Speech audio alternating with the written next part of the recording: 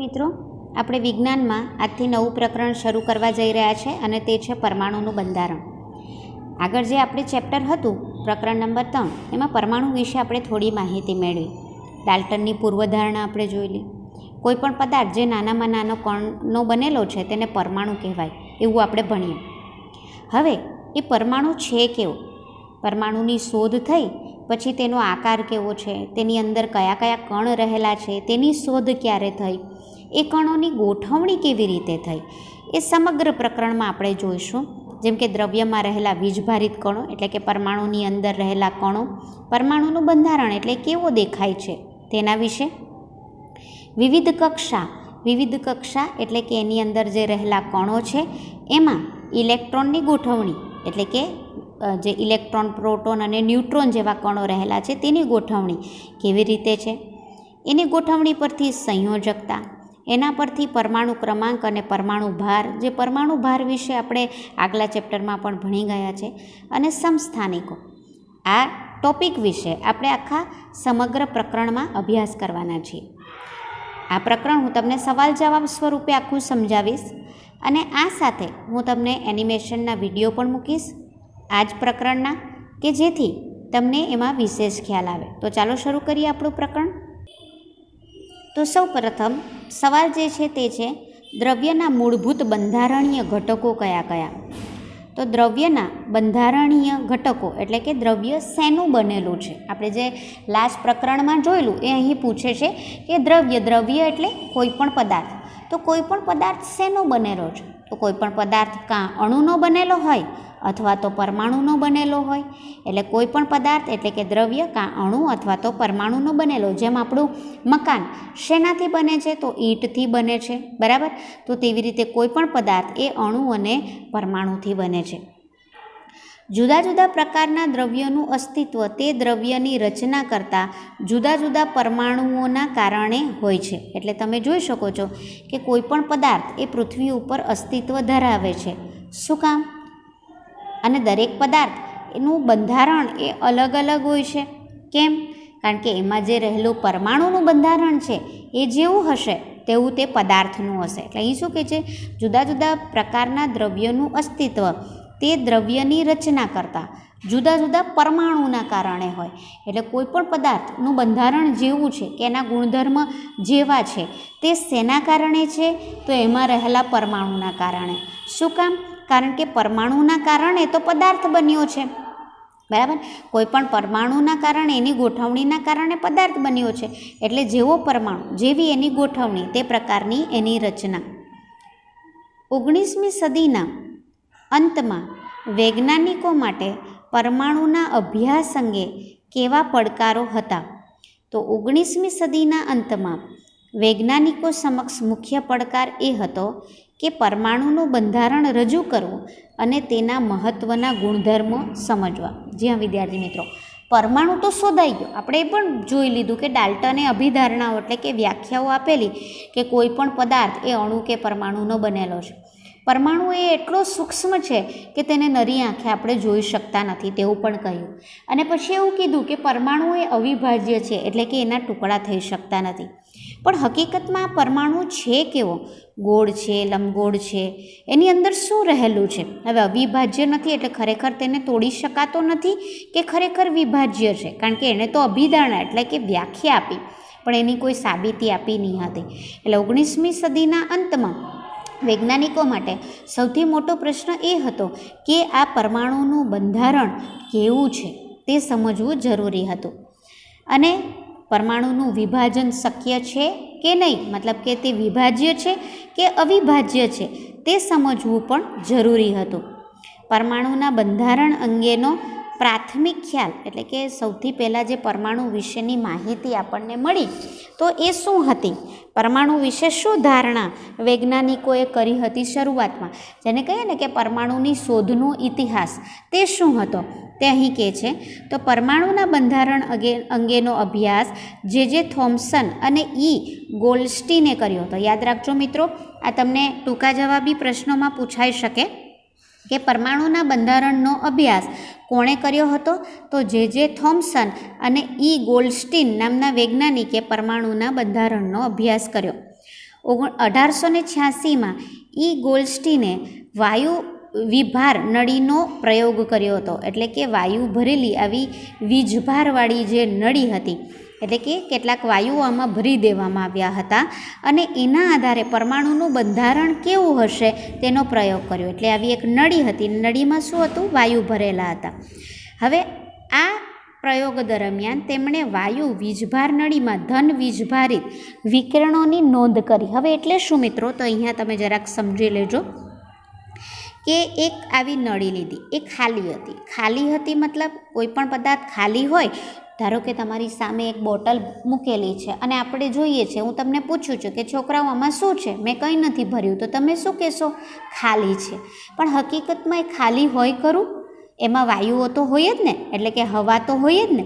તો તેવી જ રીતે આવી એક નળી હતી, એમાં બીજું કંઈ નહીં પણ ખાલી હવા ભરેલી હતી અને તેના બે છેડા વિદ્યુત ભારના પ્લગ સાથે તમે જોઈ શકો છો એની સાથે આ જોડેલા હતા અને અહીંથી એક વિદ્યુત ભાર પસાર કરવામાં આવ્યો, એટલે કે ઇલેક્ટ્રિસિટી પસાર કરવામાં આવી. તો આમાંથી વિકિરણો, એટલે કે શું કહેવાય, જુદા જુદા કિરણો નીકળતા હતા અને એ કિરણો એ નાના નાના કણનો બનેલો હતો. એટલે એ જે કણો છે એ ધન વીજભાર ધરાવતા હતા. એટલે શું મિત્રો કે જેવું આપણે આમાંથી વીજભાર આમ પસાર કર્યો તો એમાંથી આવા કિરણો ઉત્સર્જિત થયા. હવે કિરણ બને કેવી રીતે? તો આવા નાના નાના નાના નાના કણો એકબીજા સાથે ભેગા મળે અને કિરણની રચના થાય.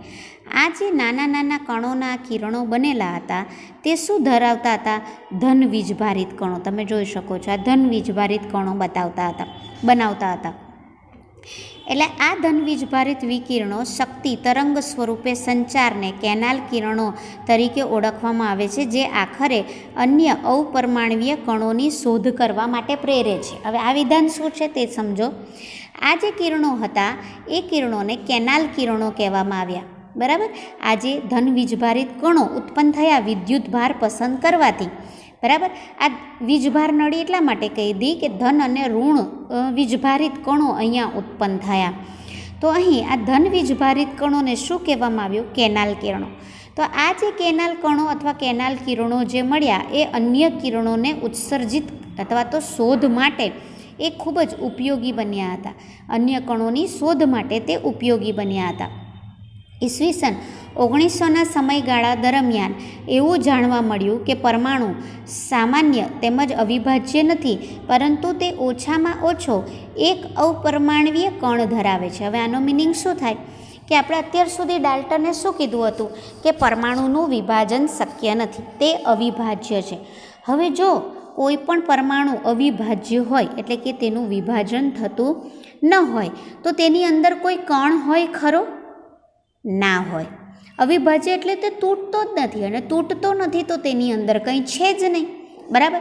પણ અહીં તો આપણે શું શોધ્યું કે જ્યારે આપણે અહીંથી વિદ્યુત ભાર પસાર કરતા હતા તો આવા નાના નાના ધન વીજભારિત કણ ઉત્પન્ન થયા. શેમાંથી થયા? આની અંદર શું હતું? હવા હતી ને.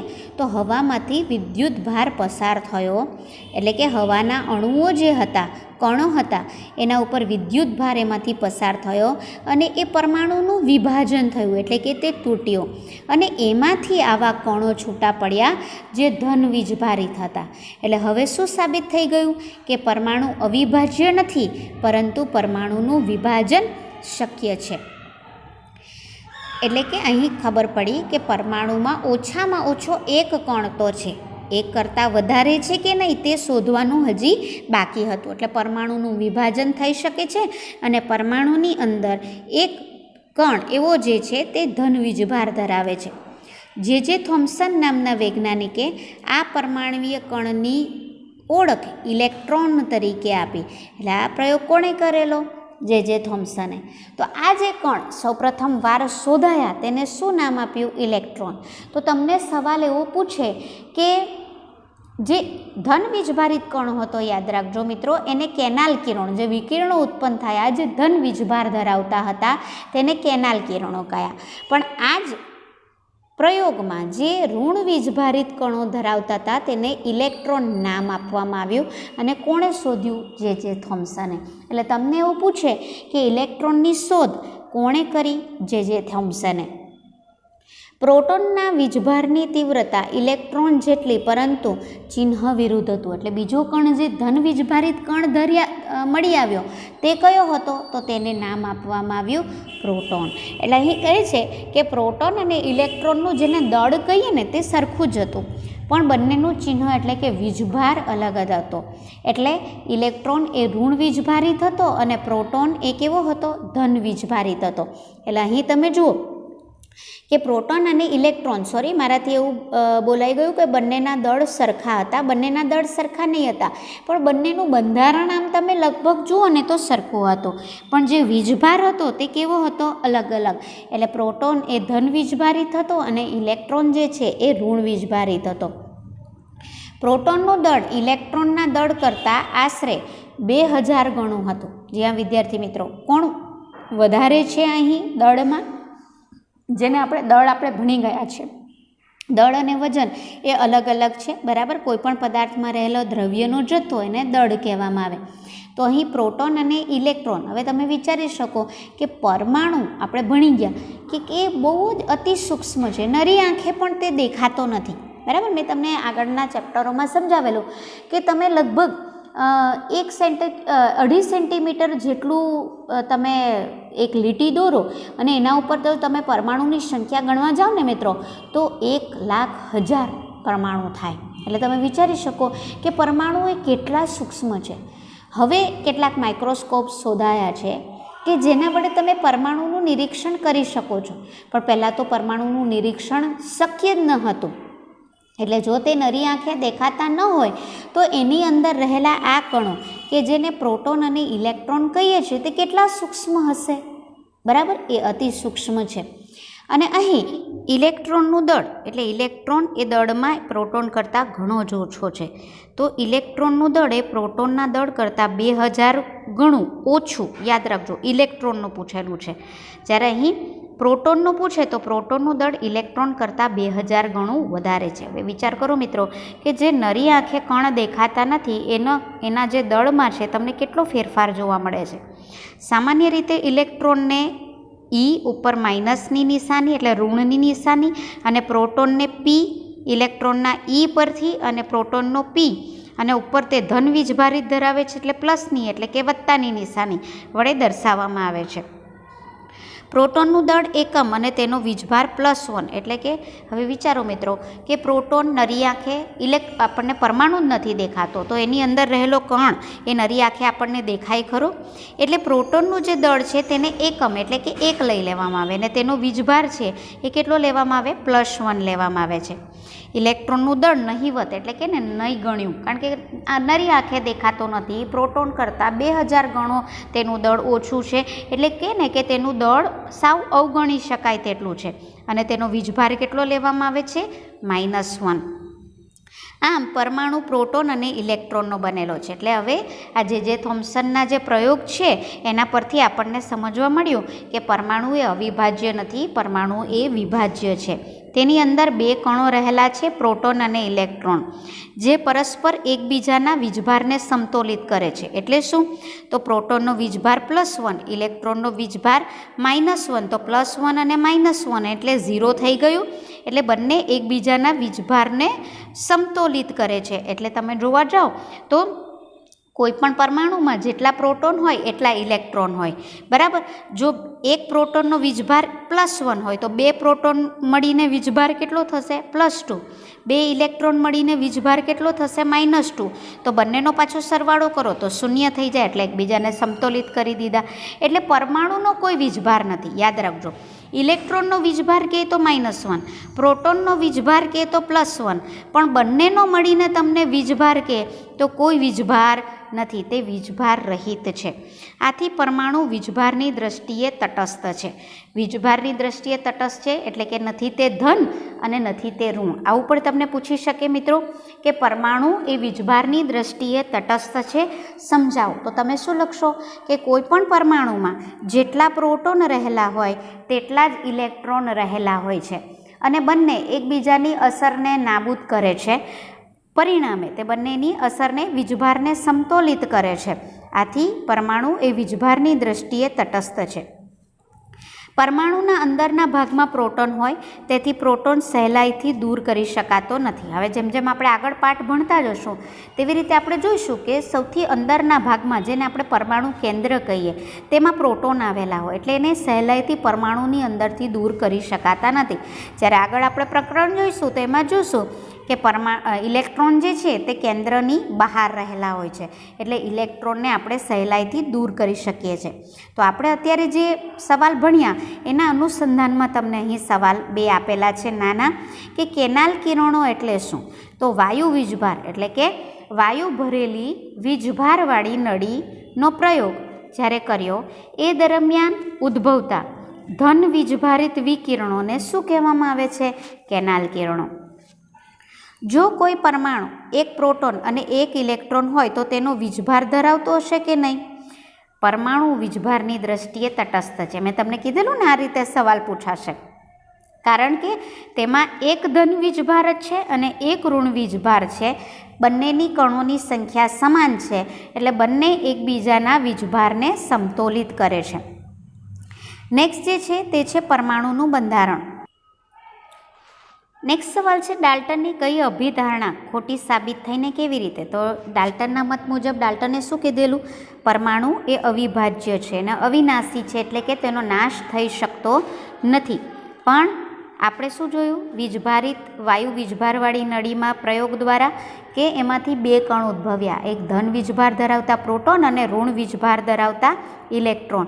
તો આ અભિધારણા પરમાણુમાં 2 મૂળભૂત કણો પ્રોટોન અને ઇલેક્ટ્રોનની જે શોધ થઈ, થોમ્સને જે પ્રયોગ કર્યો એના પરથી, તો આ અભિધારણા ખોટી સાબિત થઈ. હવે પરમાણુ કેવો છે? ગોળ છે, લંબગોળ છે, નળાકાર છે? તો થોમ્સનના પરમાણુ નમૂનાનું થોમ્સને સૌપ્રથમ કીધું કે કેવો પરમાણુ કેવો દેખાય છે. તો સૌપ્રથમ પરમાણુ કેવો દેખાય છે, એનો નમૂનો કેવો છે, એવું આપનાર, એવું કહેનાર વૈજ્ઞાનિક જે હતા તે થોમ્સન હતા. તો થોમ્સનનો પરમાણુ નમૂનોનો ટૂંકમાં અહેવાલ આપો, એવો અહીં છે.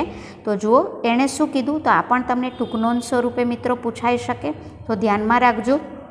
સૌપ્રથમ જે થોમ્સને 1898માં કહ્યું કે પરમાણુ ગોળ છે એટલે કે તેનો આકાર કેવો છે? ગોળ છે. અને પરમાણુની ત્રિજ્યા એટલે પરમાણુનું જે કદ છે, જે ત્રિજ્યા છે તે કેટલી છે? 10⁻10 મીટર જેટલી છે. એટલે તમે કલ્પના કરો, 10⁻10 એટલે 10ની આગળ 10 મીંડા હોય, બરાબર? એટલી પરમાણુની ત્રિજ્યા છે એટલે કે પરમાણુ અતિ સૂક્ષ્મ છે. થોમ્સનના મત મુજબ પરમાણુ ધન વીજભારિત ગોળો છે અને તેમાં ઇલેક્ટ્રોન જડિત છે. એટલે શું? ધન વીજભારિત ગોળો એટલે શું મિત્રો? તો અહીં જે પરમાણુ રહેલો છે એમાં પ્રોટોન અને ઇલેક્ટ્રોન રહેલા છે તે આપણે ભણ્યા. હવે અહીં જે આખો પરમાણુ ધારો કે ગોળ છે, તો એ આ ગોળ પરમાણુમાં જુદી જુદી જગ્યા પર ધન વીજભારિત આવા કણો ફેલાયેલા છે સમગ્રમાં, અને એની વચ્ચે વચ્ચે આ ઇલેક્ટ્રોન રહેલા છે. કોણે કીધું એવું? થોમ્સને. આ નમૂનો ક્રિસમસ કેકને મળતો આવતો હતો. એટલે ક્રિસમસ જ્યારે આવે, નાતાલ જેને કહીએ ને ત્યારે આવે, તો એમાં કેક બનાવે ફોરેન કન્ટ્રીમાં ખાસ. તો એ જે ક્રિસમસની કેક હોય એમાં આખી કેક આવી ગોળ હોય અને એમાં વચ્ચે વચ્ચે સૂકી દ્રાક્ષ ગોઠવેલી હોય, ડ્રાયફ્રૂટ ગોઠવેલું હોય. અને તેવી જ રીતે પરમાણુમાં જેમ કેકમાં સૂકી દ્રાક્ષ ગોળ ગોળ ગોઠવેલા હોય છે, તે રીતે પરમાણુમાં આવી રીતે ઇલેક્ટ્રોન ગોઠવાયેલા હોય છે. જેમ કેકમાં સૂકી દ્રાક્ષ ગોઠવાયેલી હોય તેમ પરમાણુમાં આવી રીતે ઇલેક્ટ્રોન ગોઠવાયેલા છે, એવું જે થોમ્સને કીધું હતું. આ નમૂનો સમજવા માટે તરબૂચનું ઉદાહરણ પણ તમે લઈ શકો છો, જેમાં તરબૂચના લાલ ભાગમાં પ્રોટોન સમગ્ર રીતે ફેલાયેલો. તરબૂચ બધાએ જોયું છે, એનો લાલ ગર હોય. એટલે આ બધું જે આ તરબૂચ માની લો તમે, તો આ જે કેસરી ભાગ છે તે શું છે? પ્રોટોન. બધે પ્રોટોન ફેલાયેલો છે, બરાબર? અને ઇલેક્ટ્રોન, આ જે બધા ઇલેક્ટ્રોન છે એ શું છે? તો જે લાલ તરબૂચમાં રહેલા કાળા બી જે છે ને તે રહેલા છે. ઉપરાંત થોમ્સને સૂચવ્યું કે પરમાણુમાં ઋણ વીજભાર અને ધન વીજભાર સમાન માત્રામાં હોય. એ તો આપણે હમણાં જ ભણી ગયા મિત્રો, કે જેટલા પ્રોટોન હોય એટલા જ ઇલેક્ટ્રોન પણ હોવાના, કારણ કે પરમાણુ એ વીજભારની દ્રષ્ટિએ કેવું છે? તટસ્થ છે. આ નમૂનો જુદા જુદા નામો જેવા કે પ્લમ પુડિંગ, રાઝન પુડિંગ, તરબૂચ વગેરે નમૂનાથી પ્રચલિત છે. એટલે આ નમૂનાને જેમ કે આપણે નહીં જોયું કે ક્રિસમસની અંદર ક્રિસમસ કેકની અંદર સૂકી દ્રાક્ષ એવી રીતે કમ્પેર, અથવા તરબૂચનો નમૂનો એવી રીતે આ છે, અથવા તો આ બધા શું કહેવાય ખાવાના નામ છે પ્લમ પુડિંગ ને રાઝન પુડિંગ, કે જેમાં કોઈ ગોળ આવો પદાર્થ ખાદ્ય હોય ને તેની વચ્ચે આવા ડ્રાય ફ્રૂટને બધું લગાવેલું હોય, તો એ નામથી આ નમૂનો પ્રચલિત છે. થોમ્સનનો પરમાણુ નમૂનો, અત્યારે જે આપણે પરમાણુનું બંધારણ કહીએ છીએ બરાબર, તે થોમ્સને જે પરમાણુનું બંધારણ સૂચવ્યું તે પ્રમાણે નથી, મતલબ તે સ્વીકારાયો નહીં. તો એમાં કેટલીક ખામી હતી. તો આ થોમ્સન નામના વૈજ્ઞાનિક કે જેણે આપણને પરમાણુ નમૂનો અથવા તો ઇલેક્ટ્રોનની જેમણે શોધ કરી તે છે, અને તેનો નમૂનો કેમ અત્યારે સ્વીકારાયો નહીં, તો થોમ્સને પરમાણ્વીય નમૂનામાં ધન અને ઋણ વીજભારતની ગોઠવણી સાચી ન દર્શાવી. અહીંયા શું કીધું કે કેસરી ભાગ પ્રોટોન છે અને ઇલેક્ટ્રોન આ રીતે જડિત છે. તો એ ખરેખર જે ગોઠવણી ઇલેક્ટ્રોન ને પ્રોટોનની છે તે સાચી નહીં હતી. એટલે સાચી ગોઠવણી એણે કીધું નહીં હતું, કારણ કે વિરુદ્ધ વીજભાર એકબીજાને આકર્ષી એકબીજામાં ભળી જવા જોઈએ. એટલે અહીં શું કીધું કે આ કેસરી ભાગમાં શું રહેલું છે પ્રોટોન, અને આ બધા શું છે ઇલેક્ટ્રોન. તો પ્રોટોન એ ધન વીજભારિત, ઇલેક્ટ્રોન એ ઋણ વીજભારિત છે. બંને વિરુદ્ધ વીજભારવાળા છે, તો બંને વચ્ચે આકર્ષણ થાય, અને આકર્ષણ થઈને તે એકબીજામાં ભળી જવા જોઈએ ને, બરાબર. તો એ તો ભળતા નથી, એવું તો કોઈ પરમાણુમાં થતું નથી. તો એવું કેમ? તો એવું થોમ્સન સમજાવી શકતા ન હતા. થોમ્સને દર્શાવેલી જુદા જુદા તત્વોની અલગ અલગ રાસાયણિક, એટલે થોમ્સને જે પરમાણુ નમૂનો આપ્યો તેની મદદથી જુદા જુદા પદાર્થોના જે રાસાયણિક ગુણધર્મ છે, જુદા જુદા તત્વોના રાસાયણિક ગુણધર્મ એ સમજાવી શકાયા નહીં. કારણ કે જો તમે પરમાણુને જાણી લો ને મિત્રો, તો તમે કોઈ પણ તત્વોનો રાસાયણિક ગુણધર્મ એ સમજાવી શકો. અન્ય વૈજ્ઞાનિકો દ્વારા થયેલા પ્રયોગોના પરિણામો થોમ્સનના પરમાણુના નમૂનાને સમજાવી શક્યા નહીં. એટલે થોમ્સન સિવાય પણ પરમાણુના નમૂના માટે અન્ય વૈજ્ઞાનિકોએ પ્રયોગ કર્યા હતા, પણ એ જે પ્રયોગો હતા તે થોમ્સનના નમૂના સાથે સુસંગત નહીં હતા, એના જેવા નહીં હતા. કારણ કે જો પરમાણુ જે થોમ્સને શોધ્યો પરમાણુનો નમૂનો એ જો સાચો હોય તો બીજા વૈજ્ઞાનિકના પ્રયોગો પ્રમાણે પણ જે થોમ્સને કીધું એ જ પ્રમાણે પરમાણુની બંધારણ હોવું જોઈએ ને, પણ એવું નહીં હતું. તો આ હતી થોમ્સનના નમૂનાની જે ખામીઓ કહી શકો તે. તો મિત્રો આજના સેશનમાં આપણે અહીં સુધી ભણીશું. આગળ આ પ્રકરણ વિશેની ચર્ચા આપણે નેક્સ્ટ સેશનમાં કરીશું. ઇન્ટ્રોડક્શન. પદાર્થ અણુ અથવા પરમાણુઓનો બનેલો હોય છે. પરમાણુ સ્વતંત્ર અસ્તિત્વ ધરાવતો નાનામાં નાનો અવિભાજ્ય કણ છે. 19મી સદીમાં આ ખ્યાલને જ્હોન ડાલ્ટને વિકસાવ્યો. તે રાસાયણિક પ્રક્રિયાઓ અને વાયુના ગુણધર્મ સમજવામાં ઉપયોગી થયો, તેમજ રાસાયણિક સંયોજનો અને જુદા જુદા પરમાણુઓના સાપેક્ષ દળ રજૂ કરવામાં ઉપયોગી થયો. 1895 થી 1905 દરમિયાન થયેલા પ્રયોગો પરમાણુના બંધારણની સમજૂતી અંગે અનુમોદન આપે છે. હાઇડ્રોજન વર્ણપટના અભ્યાસ દ્વારા પુરવાર થયું છે કે હાઇડ્રોજનના પરમાણુમાં એક ઇલેક્ટ્રોન છે, જ્યારે સોડિયમના વર્ણપટના અભ્યાસથી પુરવાર થાય છે કે સોડિયમ પરમાણુમાં એકથી વધારે ઇલેક્ટ્રોન રહેલા હોવા જોઈએ. 5.2 વીજ વિભાર નળીના મૂળભૂત પ્રયોગો અને ઇલેક્ટ્રોનની શોધ. Fundamental experiments of electric discharge tube and Discovery of electron. આકૃતિ 5.1 માં વીજ વિભાર નળી G ની રેખા આકૃતિ આપેલ છે.